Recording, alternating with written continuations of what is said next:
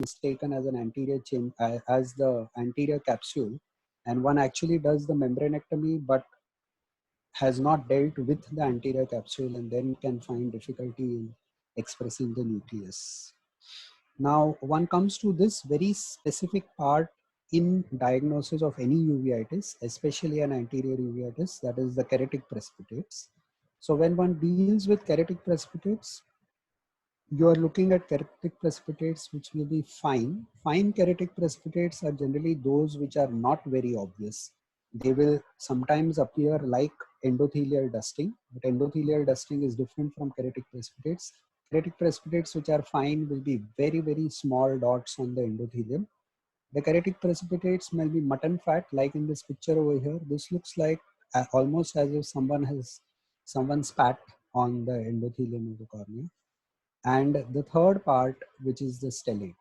Now these stellate KPs is something that one should very specifically look for in any case of uveitis, because these stellate keretic precipitates point toward a particular form of anterior uveitis, and that particular form of an anterior uveitis is the Fuchs heterochromic iridocyclitis, where one will see basically three signs which will come together: the stellate keretic precipitates, hypochromia of the iris, and the posterior subcapsular cataract. The next thing that one sees is whether these keretic precipitates are limited to the Arles triangle. We all know that Arles triangle is the triangular area over here, where most times, because of the presence of convection currents in the anterior chamber, the keretic precipitates would deposit, or they would be on the entire endothelium. Now, when these keretic precipitates are present on the entire endothelium, they would generally point towards the severity of the disease.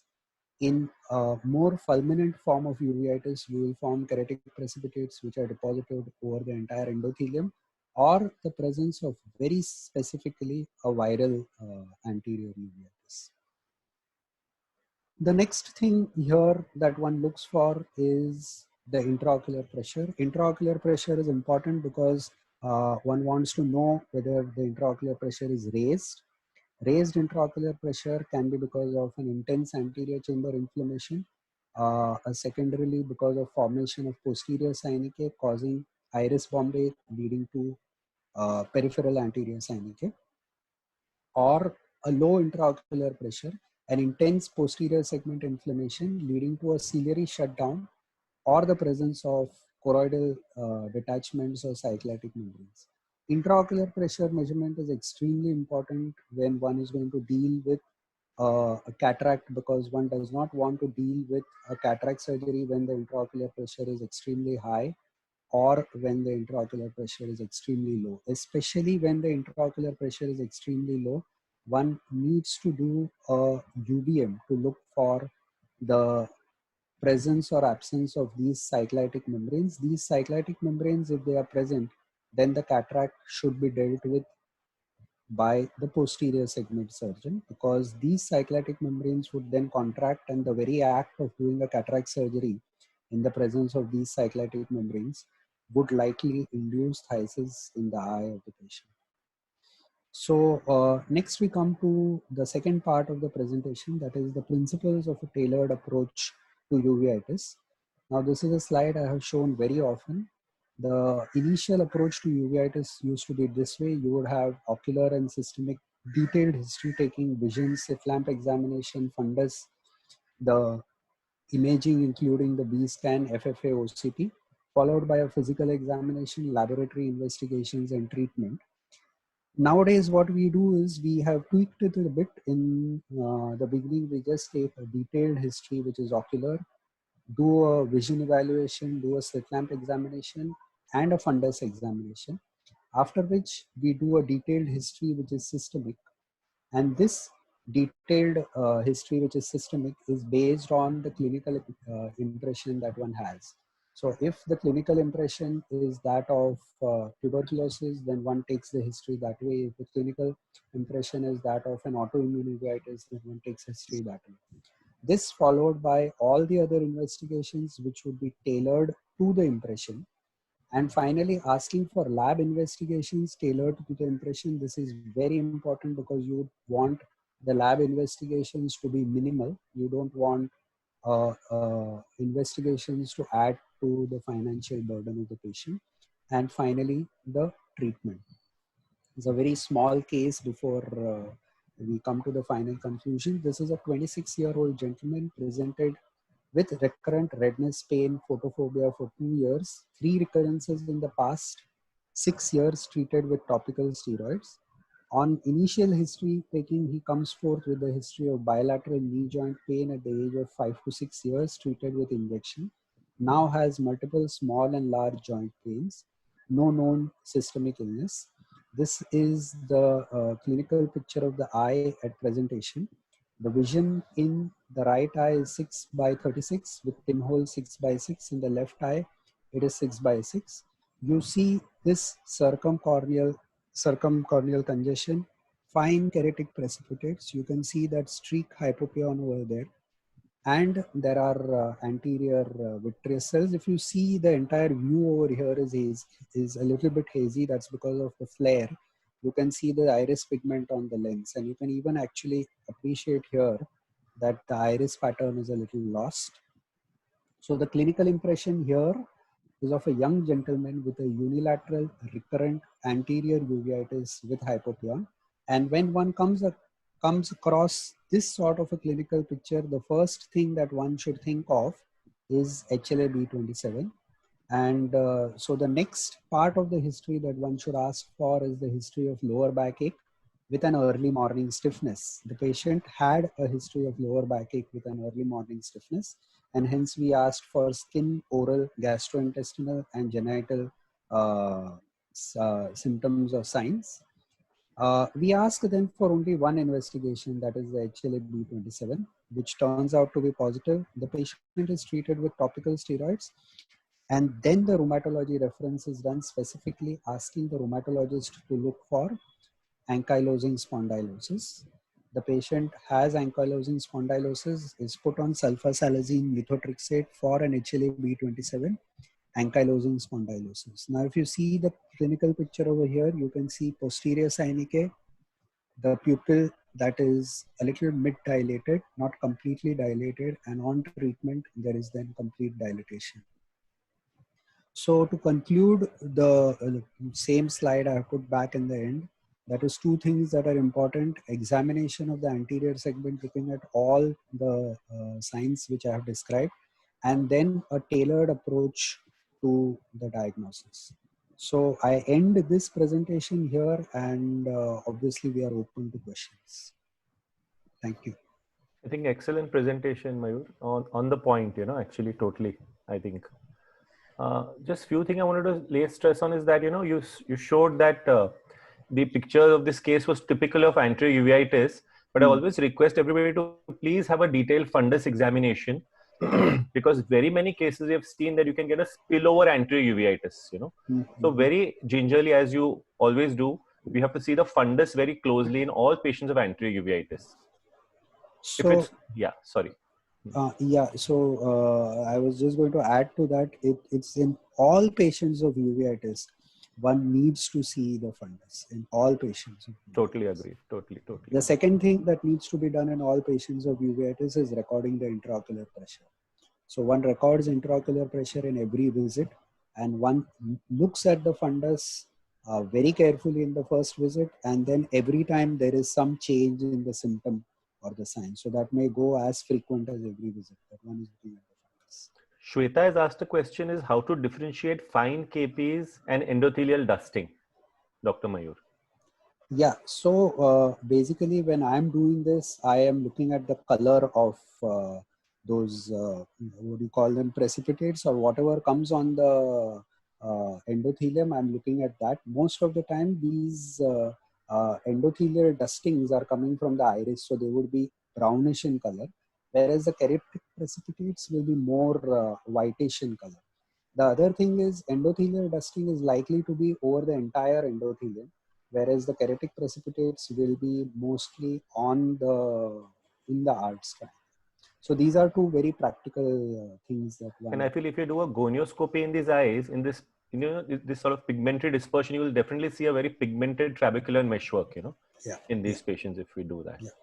Another one question is from Dr. Winston. He's saying, what about anterior uveitis in an white eye? What would you think of in that case? Yeah, so an anterior uveitis in a white eye. So obviously there's a lot of other things that I would wish to know is what is the age of the patient and all. But most times in young people, in young adults, when one thinks of anterior uveitis in a white eye, the first thing that I think of is HLA-B51 being positive. I have seen more often that these patients would be HLA-B51 positive. The other thing one should think of is a very subtle infectious etiology, the inflammation not being severe enough to cause the eye to be red. The third thing obviously is a masquerade. Yeah, that's what I was going to come, like in a young patient, very young child, if you see a hypopion with a white eye, you could definitely think of retinoblastoma, And even in the older people, you see a white eye with a hypopion. The hypopion is not basically inflammation, it's infiltration. You have lymphoproliferative cells which have come and settled over. Can you hear me, Swapnish? Yes, sir. So the other common cause of a very, very subtle anterior uveitis in which the eye is almost white is sarcoidosis. Because for some reason, many of them have very subtle anterior uveitis with almost no redness. So very often it is missed.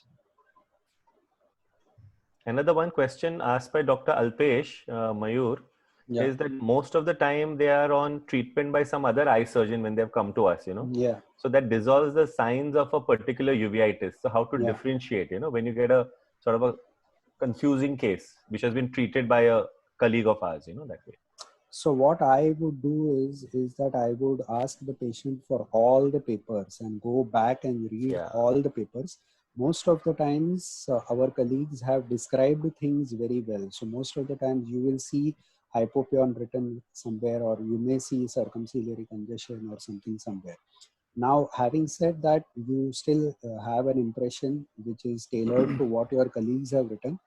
I would then just continue treating the eye and trying to take it to a stage where I have minimal treatment. And if unfortunately for the patient there is a relapse occurring, then that's your chance to examine the eye. So I am at such times I'm sort of, it wouldn't be the right word to say, I'm just waiting for a relapse to occur so that I can see the eye when it is red and decide what is to do. I think a very good point. I think history taking is very important in a patient with uveitis. I totally agree to that, that point. I think most of the time the problem is not the treatment that the patient has received so far. It is the investigations that have been done or not done.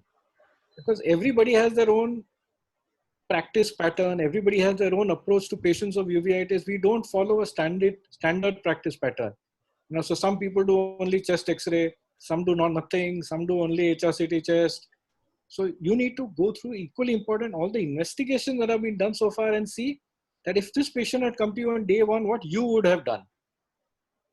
And try and get those remainder things done. Sometimes it's very useful to repeat investigations after a month, 2 months, 3 months, because sometimes investigations can turn positive later on. It's with no fault of the previous treating doctor. Point taken, yeah. Can I share a surgery which was done combined with Dr. Mayur and me to make it a little more interesting? It's a case of a complicated cataract and a pre-thysical eye. So if I can share my screen, Swapnish. Yes, sir. Go ahead, sir. I'll just share my screen with you with the video.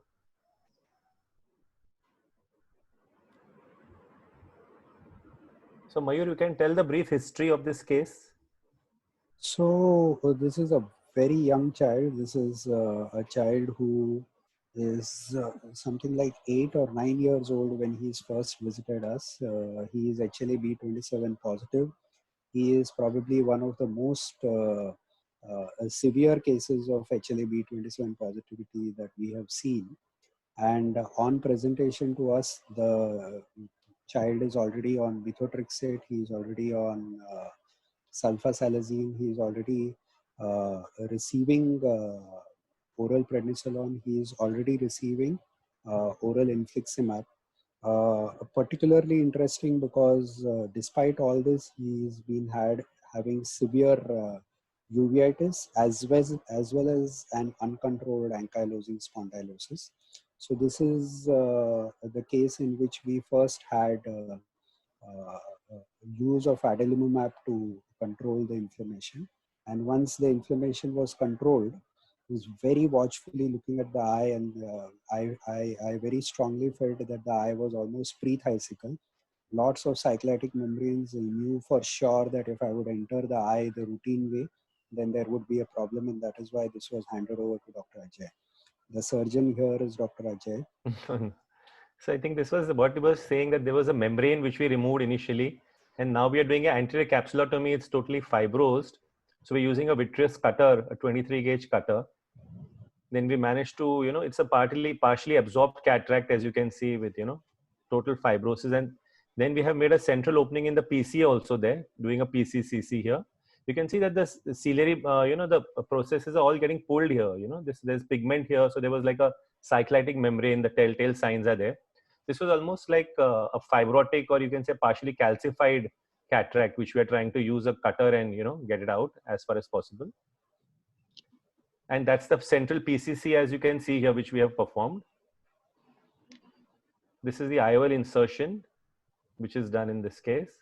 And then because, as he said, the eye was pre-thysical, so initially we do a anterior vitrectomy with the AC maintainer because we're not sure that our infusion has gone in the vitreous correctly. And once we are sure and we see the tip, then we go and do a posterior vitrectomy to clear all the debris in the vitreous also, as you can see. The retina was relatively good, but we had to clear all the debris. And because, as Dr. Mayur said, this eye was severely inflamed and it was almost pre-thysical. So I decided to do a thorough total vitrectomy, induced a PVD, and had to put in oil to prevent this eye from undergoing phthisis. And Dr. Mayur will share with you the final results, as he has been following up this patient very closely. So I think what I wanted to lay stress, it's a very combined sort of a thing. A patient of such complex uveitis, you require a uveitis expert and multiple people handling these patients, which otherwise we would say would be lost eyes. So Mayur can give us the follow-up of this patient. So right now, if I search, I may have one of the photographs, very recent photographs of the eye, but that will take a moment. There's just 3 or 4 things that I would like to say about this particular patient. This is on a lighter note, the only one patient in which Dr. Ajay has taken more than 20 minutes to do the vitrectomy. Number one. Number two is 2 things that are done in this required a lot of thought process. The first thing was when to time the surgery. I was initially not in the favor of this patient having surgery, but ultimately we thought of getting surgery done because the eye was getting pre-thysical. So my whole intention was that we should be able to fill the eye with silicone oil so that we sort of stop that shrinking process. The other thing is that was a little tricky in this was whether or not to insert that intraocular lens. Both of us had almost a 10-15 minute discussion, and then we sort of convinced each other that it was required to put in a lens in this eye because probably this was the only one chance that we had with this eye. The patient has done well since then, but he's probably the systemically doing well because after having received adalimumab, his entire ankylosing spondylosis itself is getting better. But this is one of those cases of HLA-B27 uveitis, where as you can see, the entire eye is inflamed. Most times one would see just the anterior segment, but this was almost like a pan uveitis. I think after this, the requirements for immunosuppression, at least for the uveitis, would have come down dramatically. Yeah. Systemically, she would need, but from the iritis point of view, would have come down dramatically. Yeah. So the right thing by putting the lens. If nothing else, at least stops the silicone oil from getting into the cornea. Exactly. Actually, to be very frank, I was really not sure whether the lens had to be put. But that entire 15-minute discussion was Dr. Ajay convincing me that we should put this mess. So you have to put a lens because otherwise you get silicone oil over there. True, And true. having It at acted as a barrier also for my oil to preserve the cornea. Exactly. So she must have got at least CF 1 or 2 feet, maybe more. Yeah. So the patient was is around CF at 3 meters, Oh, and still on a lot of immunomodulation. He still requires methotrexate, sulfasalazine plus adalimumab, all three of them. you must have sent it to a rheumatologist. Yeah. You didn't think of GIA in such a small child? All that done, all that investigated. Sorry, what is that thing? And you said GI? GIA, JIA, juvenile juvenile. arthritis. Actually, Juvenile JRA. rheumatoid. Yeah, I think we should speak in, juvenile rheumatoid arthritis. Yeah. There's one good question. I think how long you should wait for cataract surgery in a case of uveitis. That's what one of Everybody has the their own approach to this, but the general consensus is 3 months with little or no inflammation. yes. There have That's been what I many think. cases where no matter what you try, that trace cells, trace flare is going to remain, and you simply cannot bring it to zero. So in that case, you just have to give 3-4 days before that and 3-4 days steroids after that. That's all. Yeah, I think, Right. can I put in a word here? Please. Yeah, hi. Welcome, sir. Hi. Welcome. Boss, welcome. Sorry for joining late. I was busy with another webinar. So yeah, so like Salil said, the general consensus is 3 months of inflammation-free period. But we have to realize that even in those 3 months, probably the patient is going to be on topical steroids. Now, if you withdraw those steroids, the inflammation could come back. So it is a little gray area. But I usually follow a rule of thumb that with minimum topical steroids, if the patient has no inflammation, the eye is quiet, then cataract surgery can be done. Right. I think that answers that question. Ajay, There sir, are any some choice other of Sorry? IOL There is in one. uveitis? There's one person who sent a comment on OnePlus 7 Pro. I don't know who this person is. Who says, how frequently do we see sarcoidosis in our clinics in India? The answer is very, very. So if you have friends of yours who are enlightened physicians, you ask them to send you their patients of sarcoidosis. Many of them have got anterior uveitis. Many of them. So in fact, after TB, the commonest problem that you will probably encounter is sarcoidosis, and not any of the other exotic autoimmune things that we love to read about and talk about. Yeah, Swapnish, what were you saying? Sir, just for all the general ophthalmologists who are listening to us, the choice of IOL in these patients. We should have some cataract expert on the panel. Then I think we should ask them. But I think a hydrophobic lens is a very good option. What everybody says. Usually it causes minimum inflammation because that's the best option we have today. So that's what we erred on the side of doing that Acrisoft natural, as you saw in our case. Especially in your case, maybe a 3-piece. Yeah, 3-piece was an option, but then 3-piece is definitely because when you don't have it in the bag, as you rightly said, that point has been brought up by others also. I think the correct way to do is a 3-piece when you're putting the lens in the sulcus in these patients. But I was trying to keep the IOL between the both flaps because as you saw, I got an anterior opening and a posterior. But frankly, I couldn't manage to slip in that. And I took for safety, I put it over the rexes, both the combined thing. But I was planning to try to push it between, but I couldn't manage it, frankly. Hence, it is not available in the uveitis. Yeah, that's also very easily.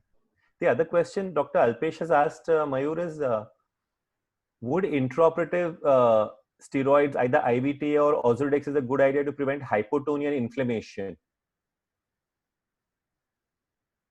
So because I am not a retinal surgeon, I don't do a lot of these. What I do in my cataract surgeries is that obviously I wait for the 3-month period that everybody has spoken of. And that 3-month period may also be with a lot of immunosuppression, a lot of steroids, and maybe even thrice a day of prednisolone acetate. After these cataract surgeries, I use periocular steroids. In almost all my cases, I will use periocular triamcinolone. There are others who are using Ozurdex. I think even that is a very good idea. Yeah, but I think in an oil which we put in this eye, I would not usually put Ozurdex. I would put it in a Vitrectomized eye, when I don't put oil, you can put Ozurdex in these eyes, you know. But this was a very bad case. Like, I mean, you know, it required systemic immunomodulation as you did for this patient. So I think we have got a good result in this patient. Another question from Dr.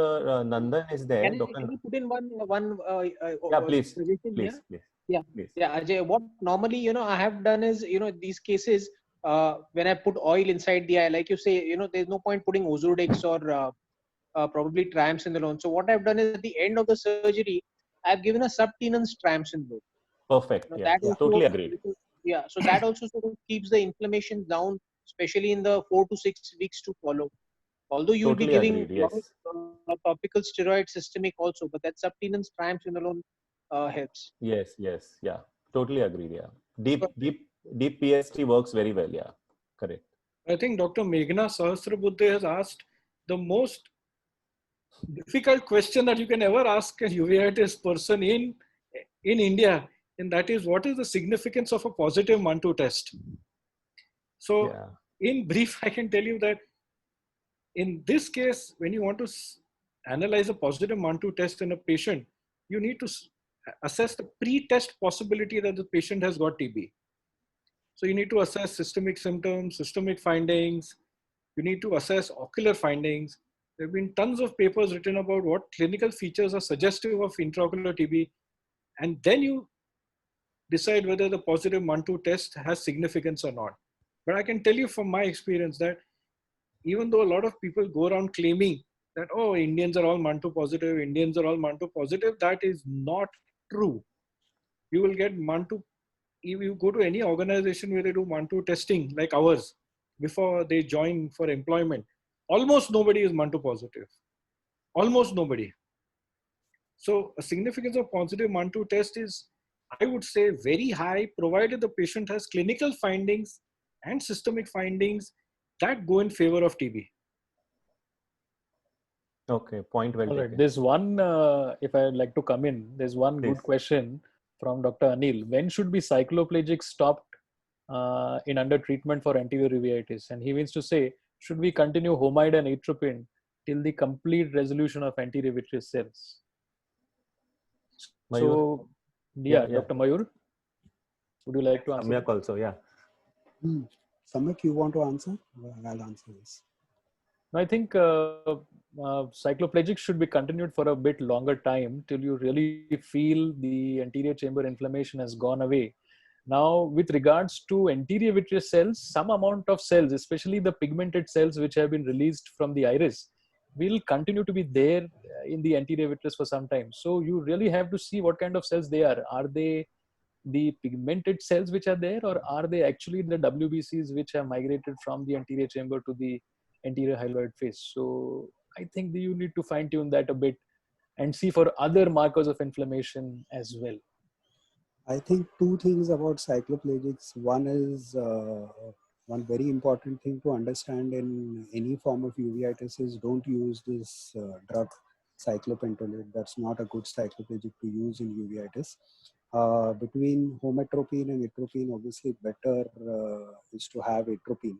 But what very realistically happens is that as soon as the patient's pain, redness, photophobia begins to resolve, they start complaining of the decrease of vision. And then many a times it becomes very difficult to convince the patient that the decrease of vision is actually related to the cycloplegia.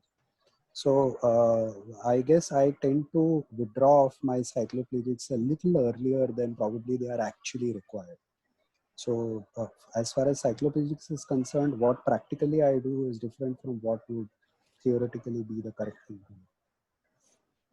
Dr. Veer Singh has a question about your case, that how you differentiate that case from ankylosing spondylitis vis-a-vis Behçet's disease. Because it's having the same strong ocular features, but if it's negative for HLA B27 and B51.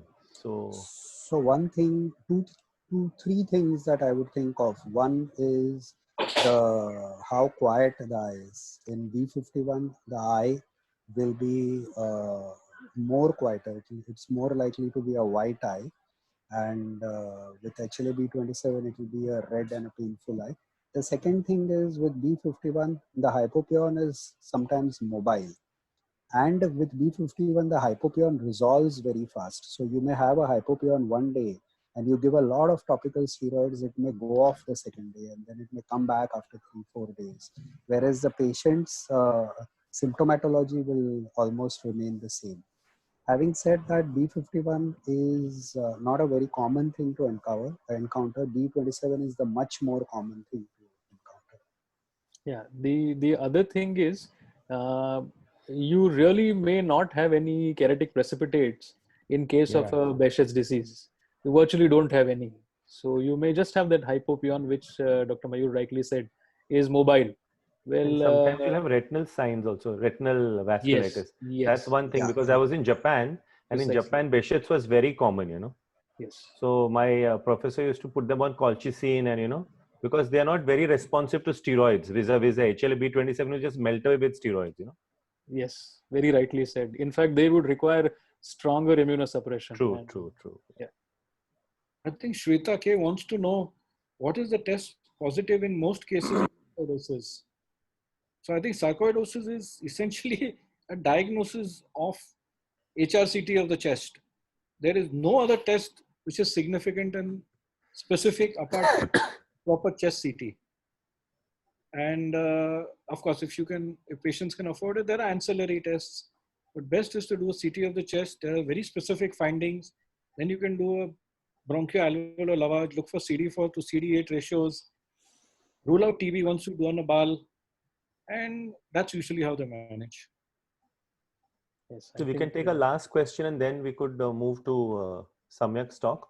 Dr. Shaheen is asking, do you derive a systemic impression from every case of anterior uveitis? I would say in about 50%, most of them are about the garden variety, where you'll just have 1 or 2 attacks in your life and never again.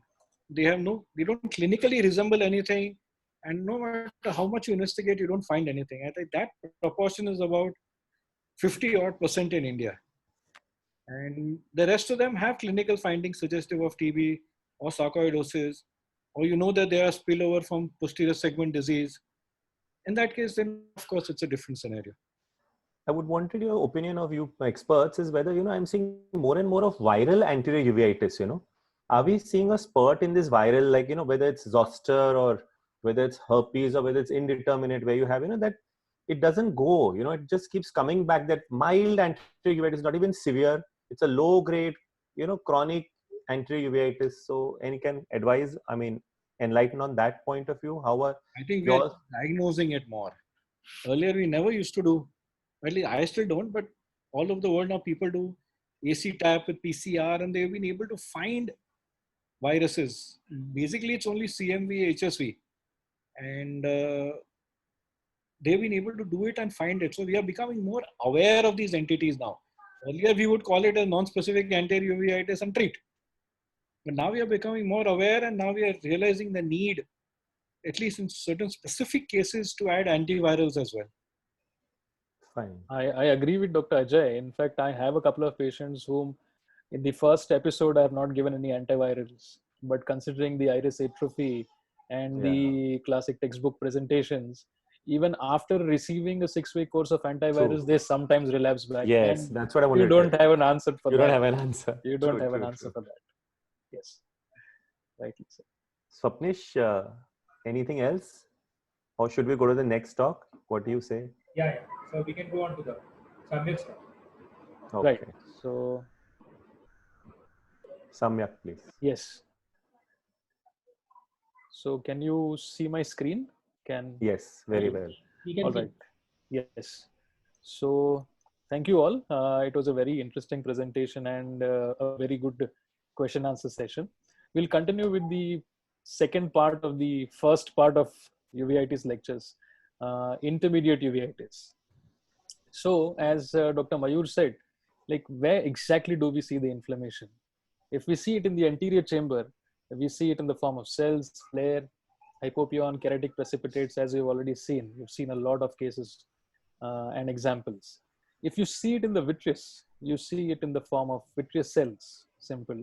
Or you may see snowballs, snowbanking. We're going to go ahead with that in a few minutes. And if we see the retina, we might see perivascular infiltrates or leakage on the fluorescein angiogram, macular edema, or retinal infiltrates, and we may see choroiditis. So according to the standardization of uveitis nomenclature document, if there is predominantly inflammation in the anterior chamber, you call it anterior uveitis. If predominantly the inflammation is in the vitreous, you call it intermediate uveitis. And of course, if it's there in the posterior chamber, you call it posterior uveitis. Now, if you're not able to zero down on any single chamber or any single part, then you call it panuveitis, because that inflammation may be there in all the anterior part, the vitreous, as well as the retina and the choroid. Now, when you know that the vitreous is the primary point of inflammation, what exactly do you see? And how do you see for this kind of an inflammation? If you're using a slit lamp, the simplest way is to focus the slit beyond the posterior lens surface. And you can very nicely see the cells in the anterior hyaloid phase. A lot of times you may try retroillumination and you can pick up these large cells. You may not be able to pick up pigment, but you may be able to pick up these white blood cells in the anterior part of the vitreous. Or if there is a significant amount of inflammation, then you may just see it as vitreous haze. Now, if you look at the left photo, which is there, you may see a lot of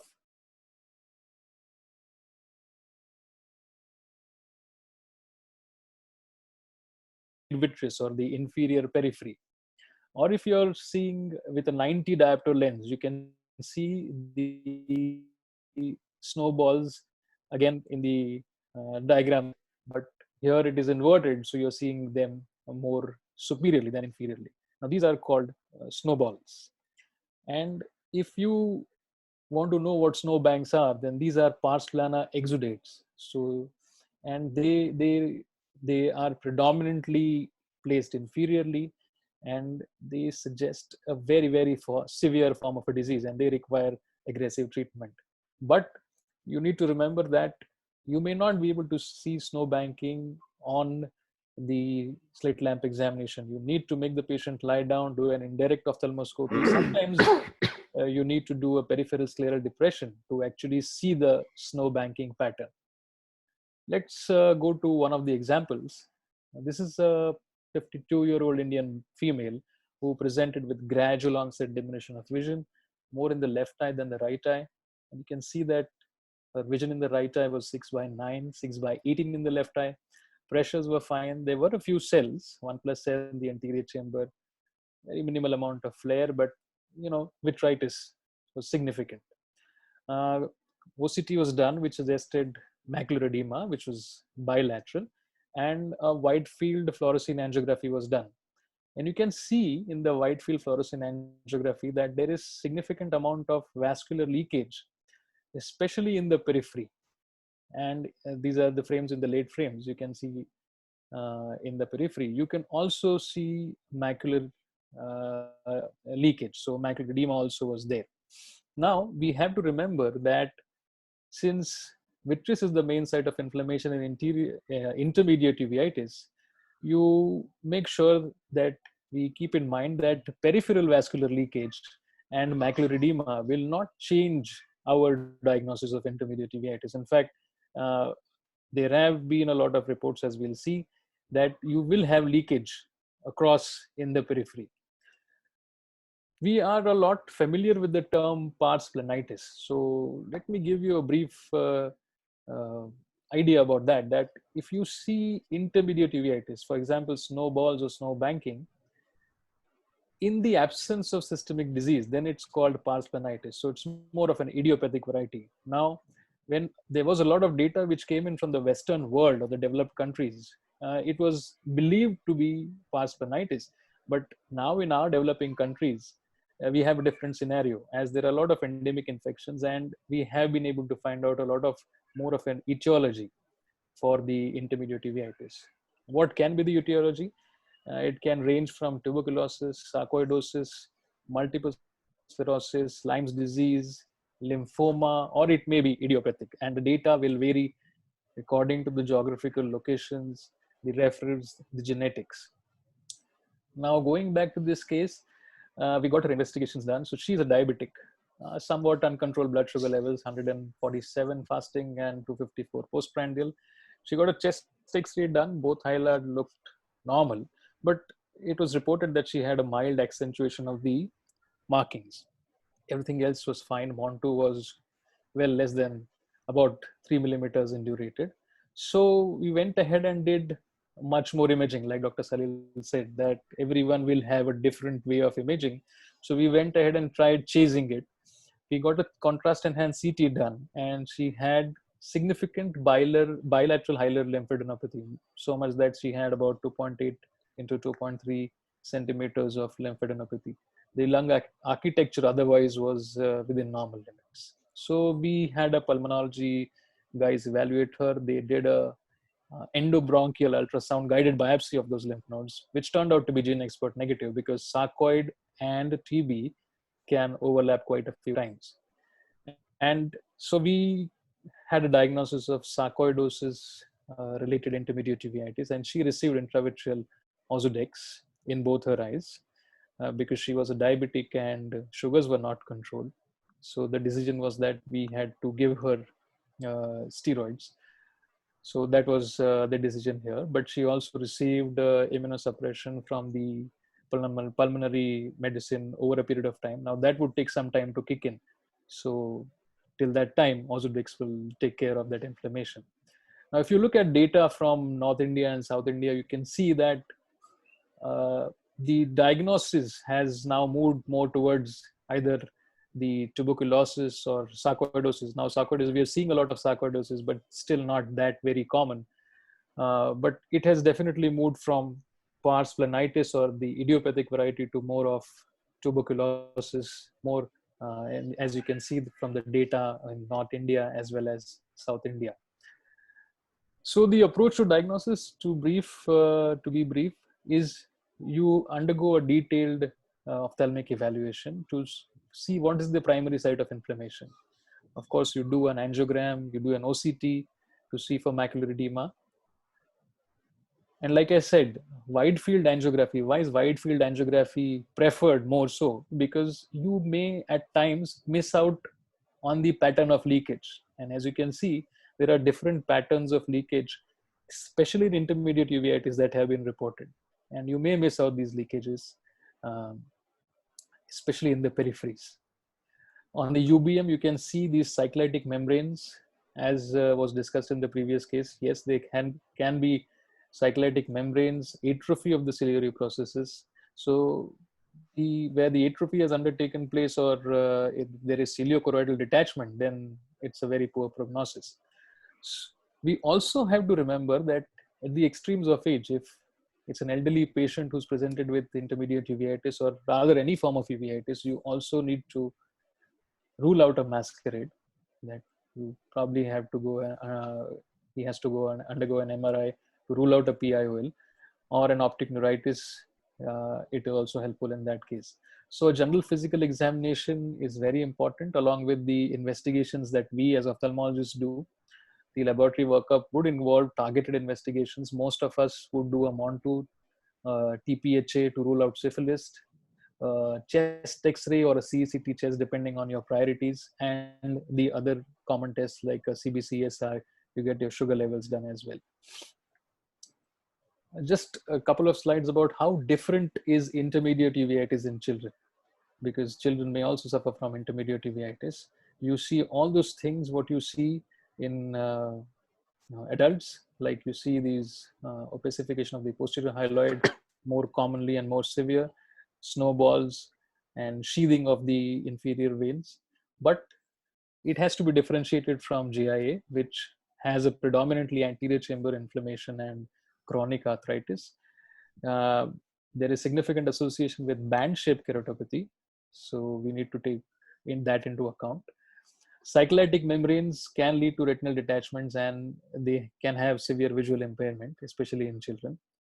We also have to rule out toxocara, since it can give rise to these tractional bands, and sometimes can mimic pars plana membranes or pars planitis, or the snow banking, what we see. Sometimes it can be due to Toxocara, or we also have to rule out a foreign body in a child. So those things have to be taken into account in children. With respect to treatment, you have to take a stepwise and a graded approach. Of course, if you want to treat inflammation in the vitreous, topical steroids are going to be very less important, but periocular steroids, intravitreal steroids, oral steroids, and systemic immunosuppression, step by step. You have to make sure that you have to weigh the pros and cons of whatever treatment you have been giving. And this systemic condition which is underlying also requires treatment.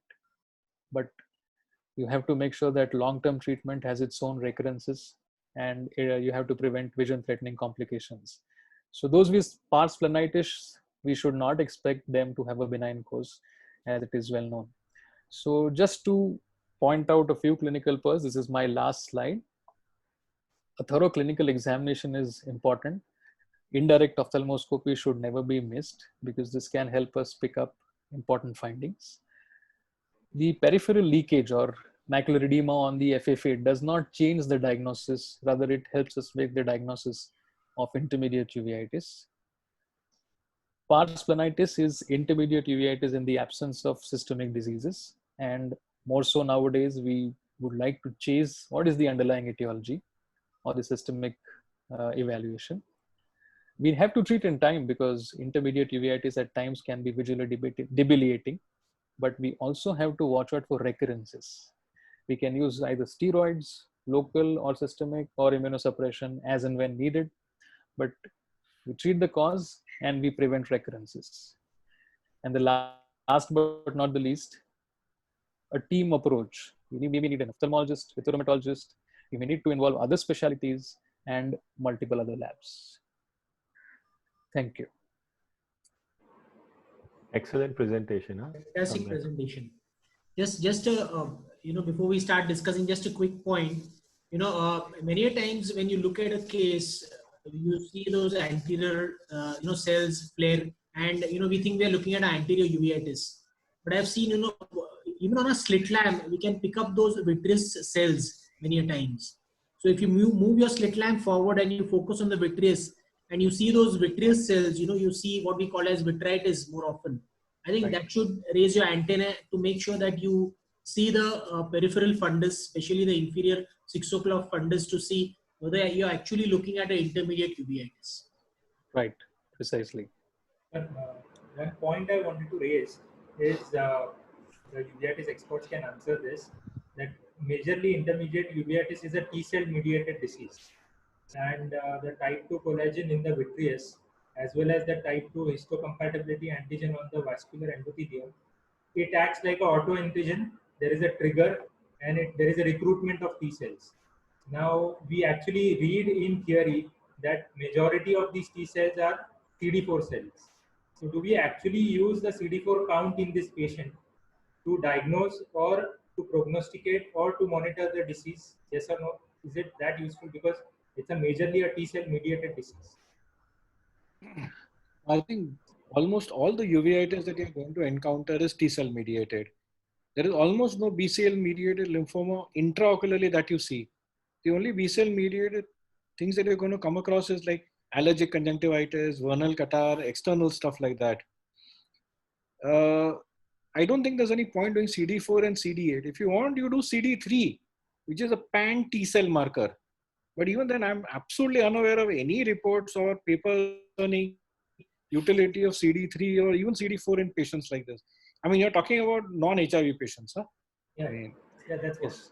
So Swapnesh, just a small way, if I can answer your question, is that the quantum of those cells, if they might be there, it's localized to the eye. So it's you may not find it actually the number of cells circulating in the blood. So we may not be able to specifically arrive at that percentage, because the amount of inflammation localized to the eye vis-a-vis that circulating in the blood may not be. I think that could be one of the reasons, but very good point. Yes. There is a question here by Dr. Purvi, what are your criteria when to start immunosuppressants for intermediate uveitis?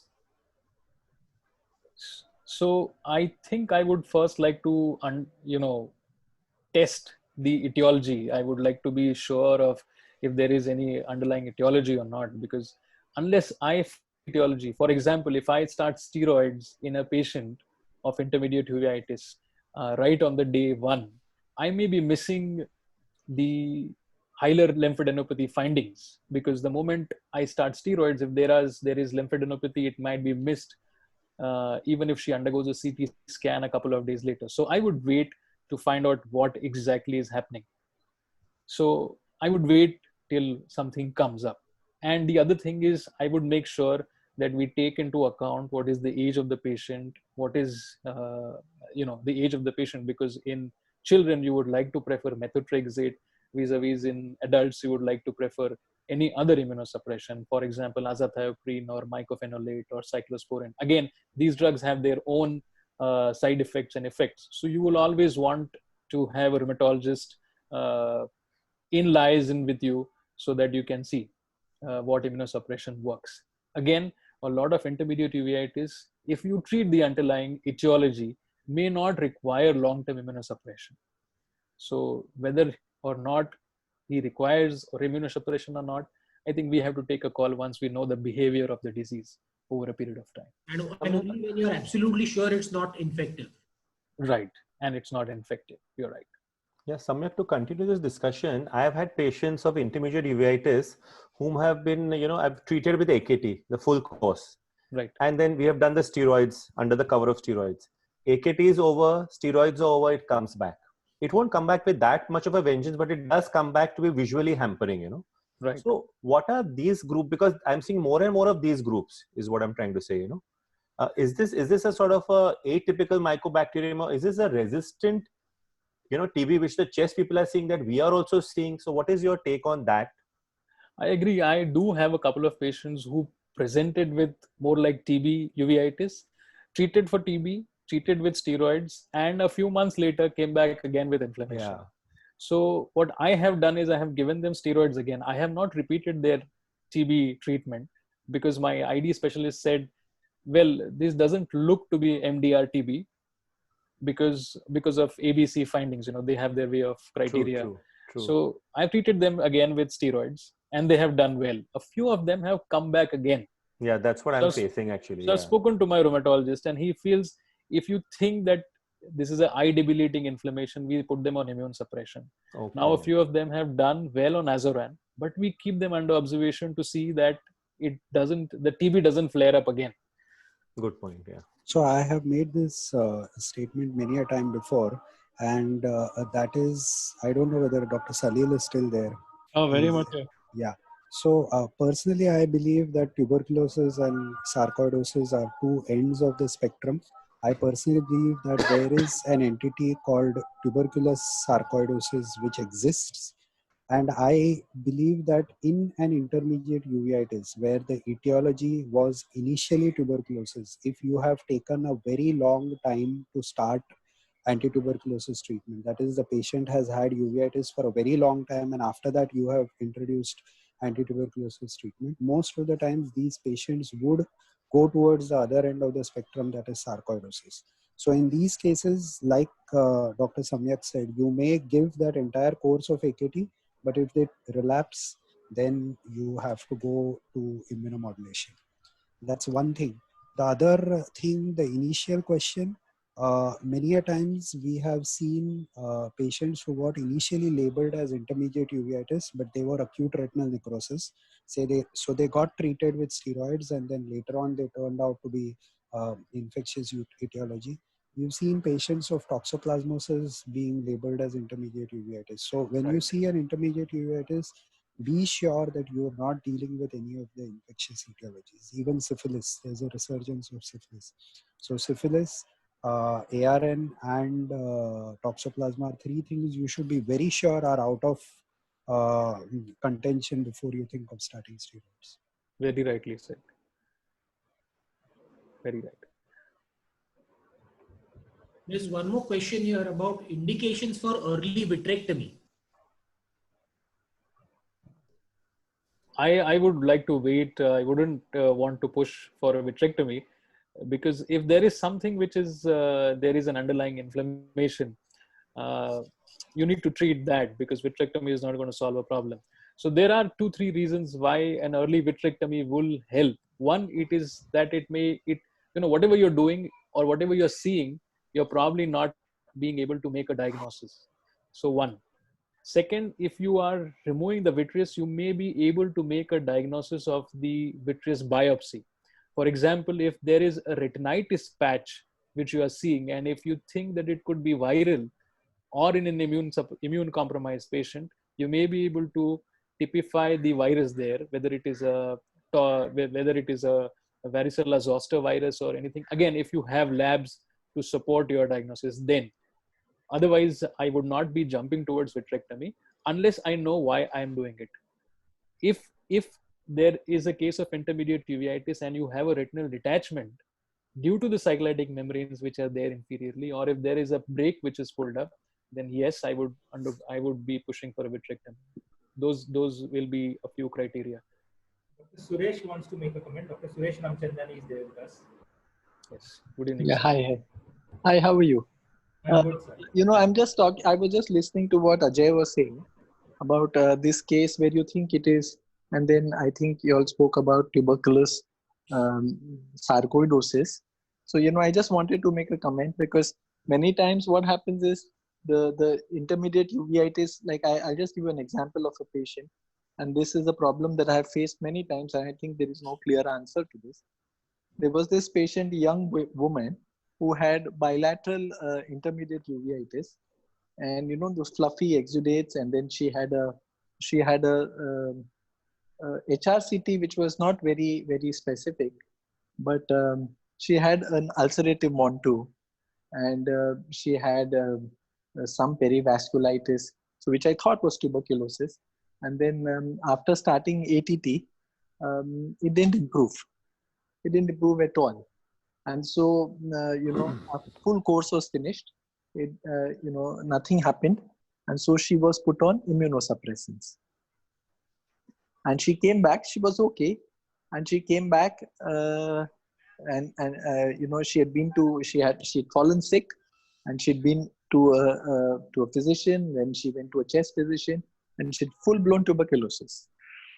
And the chest physician said, or the physician said, that's because of your immunosuppressants that you have got tuberculosis. All right. So he put her on again on anti-tuberculous treatment, which was already finished. But then, because she didn't respond, diagnosis of multi-drug tuberculosis was made, multi-drug resistance MDR TB, and she was put on the other drugs. And much to my surprise, her systemic condition improved, and when she came back, her eye condition had also improved. And now I've been following her for the last 3 or 4 years. She has no recurrence whatsoever. So this case just highlights that many times we make a diagnosis of tuberculosis, we give them standard tuberculosis anti-TB treatment, because anyway the physicians don't want to start, because they see nothing in the body. And many times, if they are not responding, they may be having atypical or maybe having a multiple drug resistant tuberculosis, which is not responding to the regular treatment. And we then converting and thinking that it is probably sarcoidosis type, putting them on immunosuppressants and landing up in these problems. Anybody has any experience similar to mine? Salil. So let Samyak speak first. No, I understand. For someone to be labeled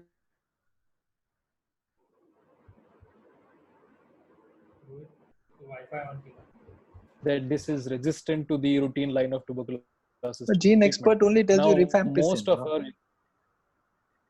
rifampicin. Rifampicin. It doesn't tell you anything else. No. Or the array of other tests, for example. So you need to have some basis, some test which suggests that this is resistant to the normal. No. See, again. The whole thing started with only the eye. There was nothing in the body. Yes, I'm coming to that, sir.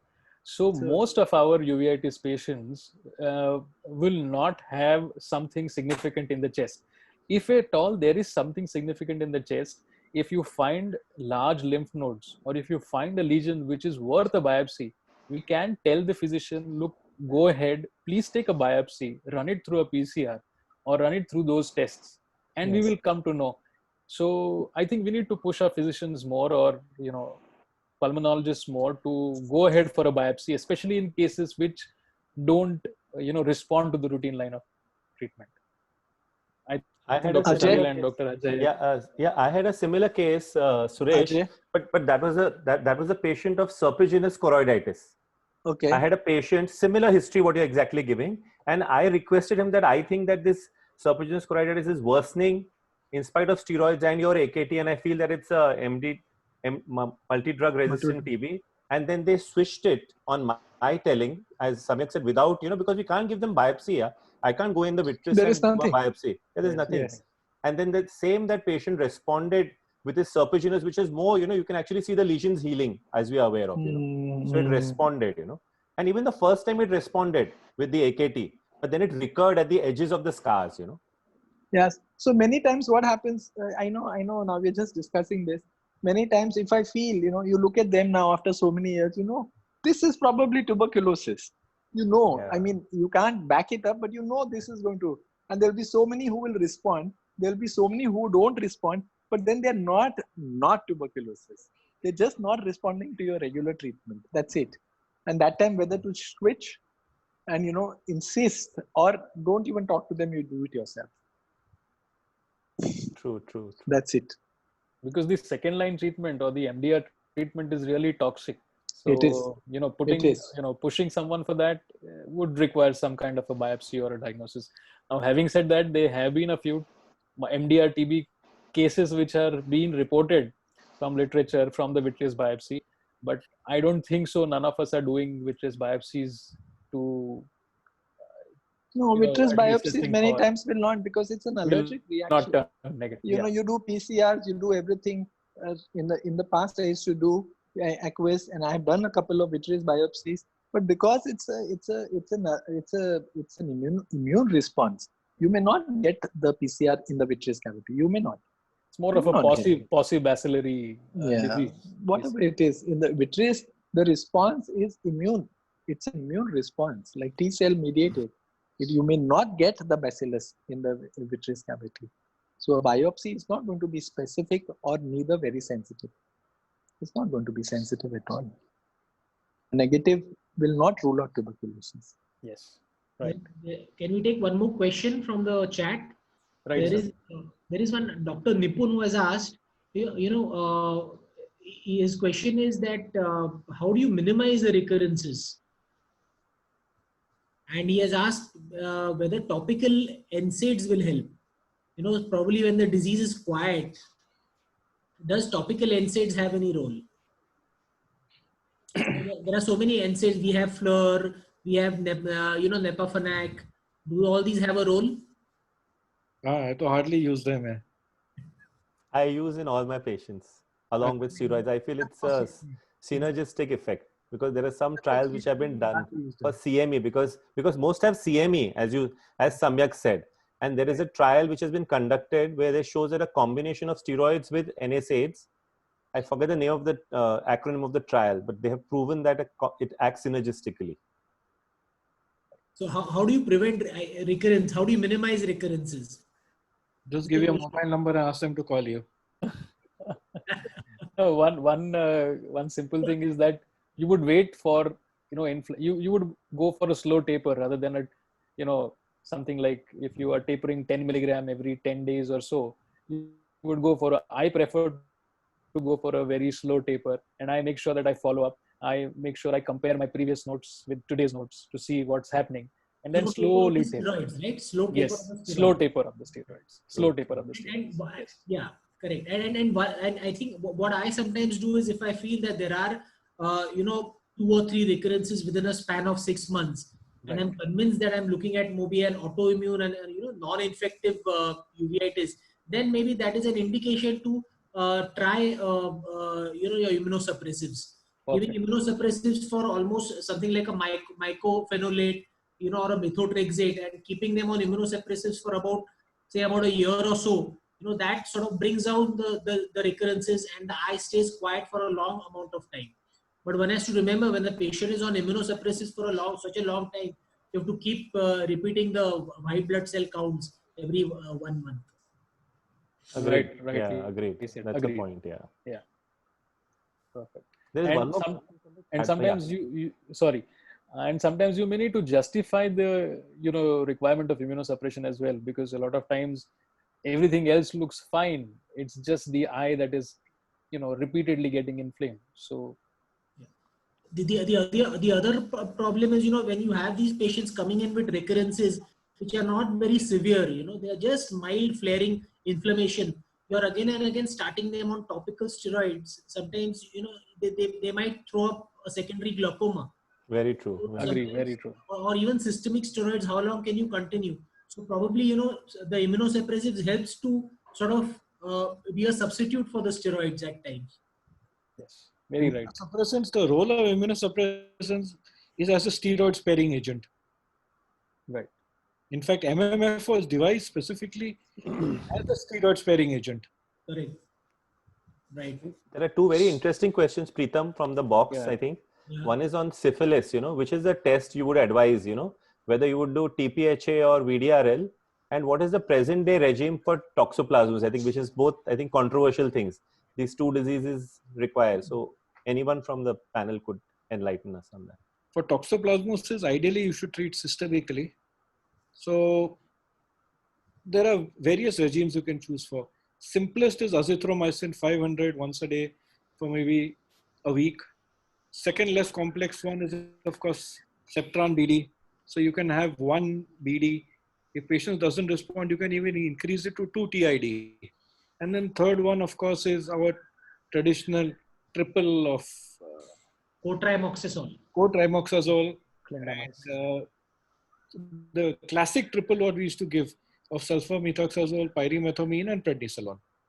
But unfortunately, sulfamethoxazole and pyrimethamine are not really freely available in India. It's really difficult to give the original combination as prescribed in the book.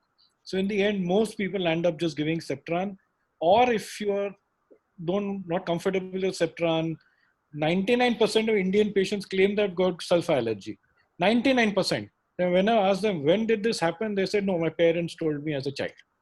So they are reluctant to take Septran. In that case, you give Dalacin C, which is clindamycin. Yeah, I think I usually start with Dalacin C as the first line. Samyak, what is your suggestion? I go for Septran double strength twice a day, and Okay. been done well over these years. In pregnancy, you require the change. I mean, Okay. but there's rarely a patient who's. There is a lot of talk of intravitreal. Yeah, I clindamycin. was coming to that. So, So, I would give clindamycin as a first shot in case it's fovea threatening, or if it is near the optic disc. intravitreal. Intravitreal clindamycin, yes. So that does help to tide over the initial inflammatory response. Macular toxoplasmosis. Threatening, yeah. Macula, yes. Or if you are, if it's not responding to your usual line of treatment, you can go and do that. What about the other question of syphilis? Which test for syphilis? That was the other question. Ideally, you should do both. So TPHA is much more significant, much more specific. TPHA is much more specific, I think. But if someone has been already diagnosed to have syphilis in the past, and if there is a reappearance, then the RPR or VDRL is much more because you need to have decreasing titers of VDRL when you start treating this patient. True. So yes, Dr. Trivedi is right. There have been a lot of patients presenting with syphilis nowadays. So for syphilis, the probably the thing to do is you do VDRL and TPHA for diagnosis, and then keep following them up with VDRL. Many times TPHA, VDRLs are negative and TPHA is actually positive. Right. There's one more question. How often will you repeat a posterior subtenon's steroid injection? A posterior subtenon's, probably Kenacort is what they meant. So I would use Kinacort. I use Kinacort very infrequently. Okay. Most times when I would use Kinacort, it is just as an adjuvant to add to something else that I'm doing. So in an occasional patient, I would repeat it once. But if I realize that it's going to be required to be repeated more than twice, then I would move on to some other treatment. And that other treatment would most often be an immunomodulation. I usually give the posterior subtenance Kinacort in the superotemporal quadrant, So there, if you just elevate the lid, you can actually see the bolus in the subtenance space. So normally for about 2 to 3 months, you can actually see that bolus reducing in size. So it actually tells you, it indicates that it's still there and it's still acting. So it That's becomes a good an idea. indicator Yeah. as to when to repeat it. Right. Correct. One question I would like to ask the panelists, since we all are here and we're having a very good discussion. Hypertensive uveitis, especially when I heard about Dr. Mayur's talk on anterior uveitis, how would the panel wish to manage these hypertensive uveitis cases? Anything different that you see, anything different that you do apart from the routine? I think Don't use. whenever I see or think of hypertensive uveitis, the first thing that comes to my mind is viral anterior uveitis. Right. So them are either CMV or HSV1. So it's either one of the two. So in that case, either you're going to have to give valganciclovir or you're going to have to give valacyclovir. So you just have to decide which one is which. Right. It is clinically, it is really difficult to make out which is which. So if to be on the safe side, most people prefer to start off with valacyclovir or famciclovir, and take it from there. Usually they do respond very well to either of these two. I would avoid prostaglandin analogs in these patients. I would prefer any other groups of, IOP lowering agents in these patients.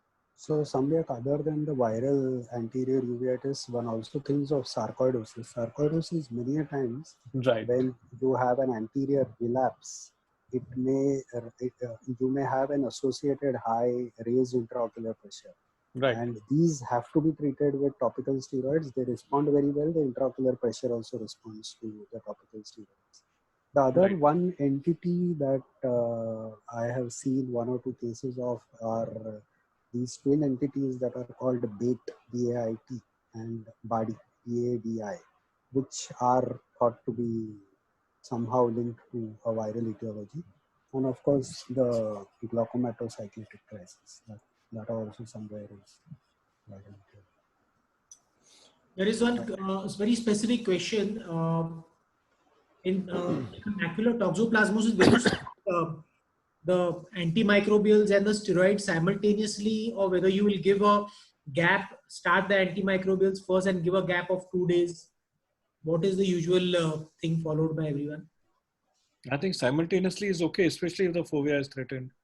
Okay. If the fovea is threatened simultaneously, Samyak, Ajay, Mayur? I usually prefer to start. So it's a clinical diagnosis. You see a macular toxoplasmosis. I mean, a macular retinitis. It's toxoplasmosis unless otherwise. Your fovea is threatened, so you will start together. I will wait for about 24 hours or so. 24 hours. I usually prefer to. I always start same time. Always start at same time because inflammation will kill the eye. Along with infection. So I think in eye, I'm very vigorous in doing steroids with the antitoxo. So see, this is a very important thing that's come up here. So in toxoplasmosis, the toxoplasmosis and tuberculosis in this relation are a little different. In tuberculosis, you will start the steroids first and you will start the AKT later. But in toxoplasmosis, either you start them together or you start the anti-toxoplasma treatment first, number one. Number two is when one is inclined to give an intravitreal clindamycin, it is better to avoid the intravitreal dexamethasone. Because what happens is the steroids, if they are used initially without dealing with the toxoplasma initially, will encysst these parasites. And once they become encysted parasites, then it is very difficult to deal with them with all the traditional anti-toxoplasma agents. It is then that you need to resort to this one agent, which is called atowacone, which is the only agent that deals with toxoplasma in the encysted form. So if one has to err, then one should err on the side of using steroids 24 hours or 48 hours later than the anti-toxoplasma. If it is like phobia threatening or something like that, then use them together, but never use the steroid before. So what I'm trying to say is, if you are not sure, many times someone may not be sure if it's dealing with toxoplasma or tuberculosis and is going to start steroid, then it may be worth it adding the Bactrim DS along with the steroid. So it's better to start both of them together rather than start the steroids first and wait for Bactrim. Yeah. Right. Yeah. Never start steroids. Never start steroids first. Yes. Yes. I think that's the take-home message.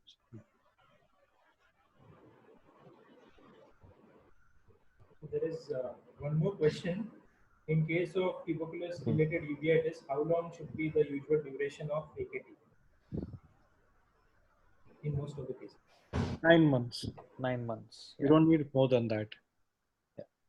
Most of us would be for 9 months. It is 9 months, and what the government of India guidelines recommend is also 9 months. So there is no two things about it. It's 9 months.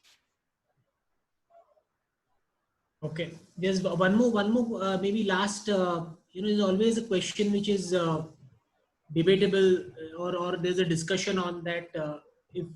What is your choice of regional steroids? Would you prefer posterior subtenons or intravitreal?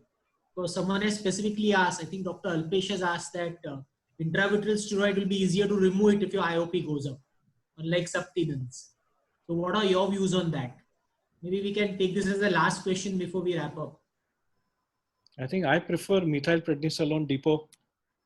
Pressure doesn't go up much, but if you give IVTA, the risk of pressure going up is much higher. Okay. What about Ajay? I usually don't go intravitreally, at least with Kenacort.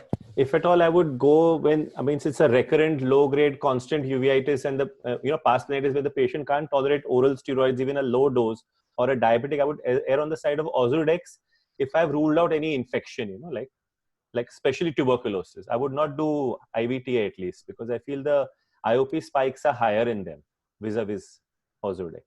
But have you really seen that many IOP spikes in intermediate or posterior uveitis? Means I don't do much of IVTA, frankly, but whatever I do, like in my medical college, there I've seen as per the dose, I think 1 to 2 milligrams is safe, but when you go to 4, the incidence is almost 40%, at least in the study which we did, With I think 1 to 2 milligrams, you can say about 15 to 20% IOP spike. But I'm very conservative about going with IVTA. Ozurdex is always a much safer option in all these patients. Correct. Much safer. Cost is also there. Yeah. Ozurdex being an implant, with a metered dexamethasone release. True. I think it's safer than intravitreal tramps now. And it's lasts for a longer time, so you are much more assured that inflammation will be taken care of. Yeah, exactly. So if one is going to use intravitreal, then Ozurdex. If one is going to use subtenons, then triamcinolone. I mostly use subtenons, and I do what Dr. Preetham was saying. Give it in the superotemporal quadrant. You can watch it, and you can keep showing it to the patient for about 3 months. It lasts there. You show it still working. Great. I think we've had a great discussion. I think we'll wrap up here. Thank you. Yeah, excellent. I'd like to thank the presenters, Dr. Mayur, Dr. Samyak, and as well as our very experienced chairpersons, Dr. Ajay and Dr. Salil. Yeah, I also want to thank you all. Thank you, Dr. Being so patient. And thank you. Thank you so much. Wonderful discussion. Thank you. Great. Thank you. Thank you, sir. Well, end the meeting. Yeah, please. Thanks, Swapnish. Thanks. Thank you all of you. Thanks, Swapnish. Bye, Swapnish. Bye.